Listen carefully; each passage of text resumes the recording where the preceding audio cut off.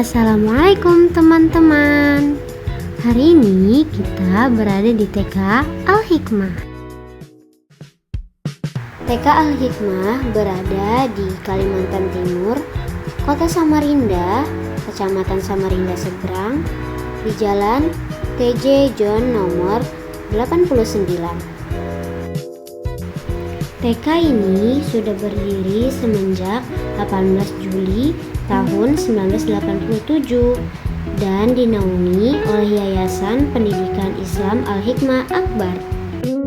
Jean Piaget adalah seorang filsuf yang menekankan teori kognitif, yaitu berfokus pada konstruktivisme yang menyatakan bahwa anak membangun pengetahuannya sendiri melalui pengalaman langsung dan interaksi dengan lingkungan, bukan hanya menerima informasi secara pasif.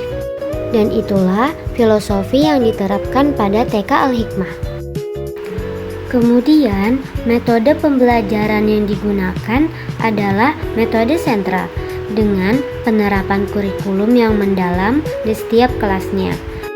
Metode pembelajaran sentra yang berpusat pada anak, di mana pembelajaran dilakukan melalui aktivitas bermain di berbagai sentra. Contoh yang diberikan oleh TK Al-Hikmah adalah sentra bahasa, matematika, agama, dan lab.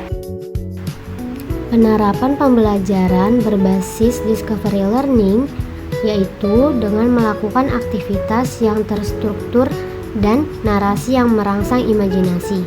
Contohnya dengan bermain puzzle adalah metode penemuan di mana anak-anak diberikan bagian-bagian puzzle dan harus secara aktif mencari tahu dan menyatukan untuk melihat hasil akhirnya.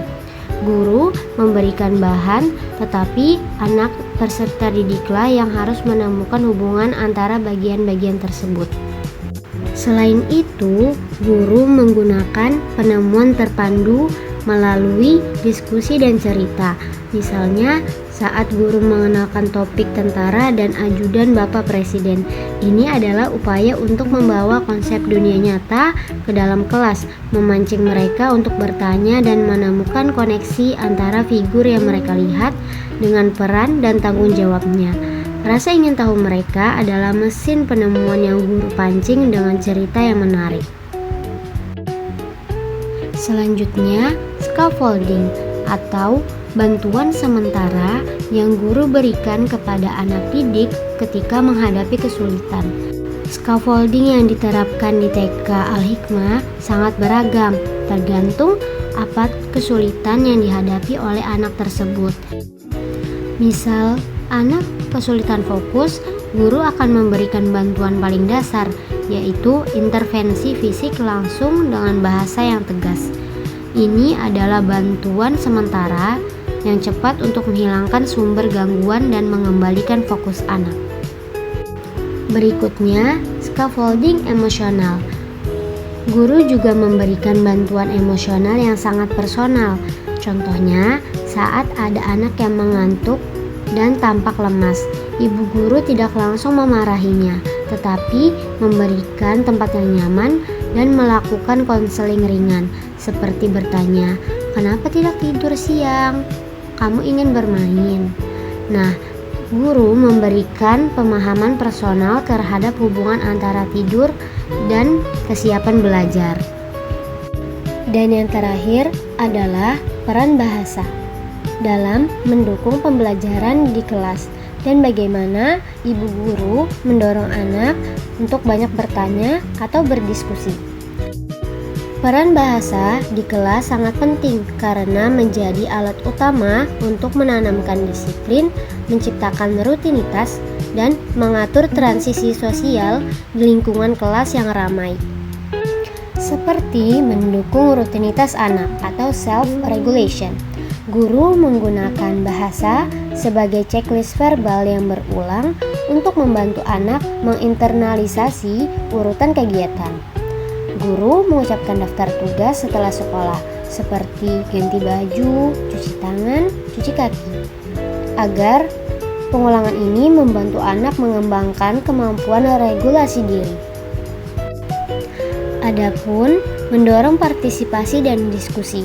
Guru mendorong diskusi dan pertanyaan melalui narasi yang kaya dan menarik serta interaksi yang personal.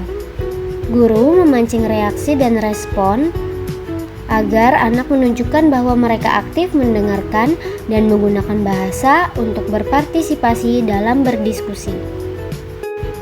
Kemudian, ada pula mendukung transisi sosial.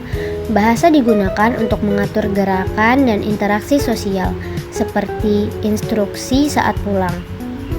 Hal ini mengajarkan norma sosial dan mengelola pergerakan anak dengan tertib. Baik, dapat disimpulkan, pembelajaran di TK Al-Hikmah sangat mendukung perkembangan kognitif anak melalui aktivitas penemuan puzzle, cerita, latihan tampil, dan pengulangan instruksi. Rutinitas verbal membantu anak melatih daya ingat, perhatian, dan kemampuan mengurutkan langkah. Scaffolding guru, baik arahan tegas maupun dukungan emosional, membantu anak kembali fokus sehingga proses berpikir tetap optimal. Penggunaan bahasa yang kaya juga memperkuat kemampuan berbahasa dan berpikir anak. Secara keseluruhan, pendekatan yang digunakan efektif menstimulasi perkembangan kognitif anak secara konsisten dan sesuai usianya. Sekian, terima kasih sudah menonton. Wassalamualaikum warahmatullahi wabarakatuh.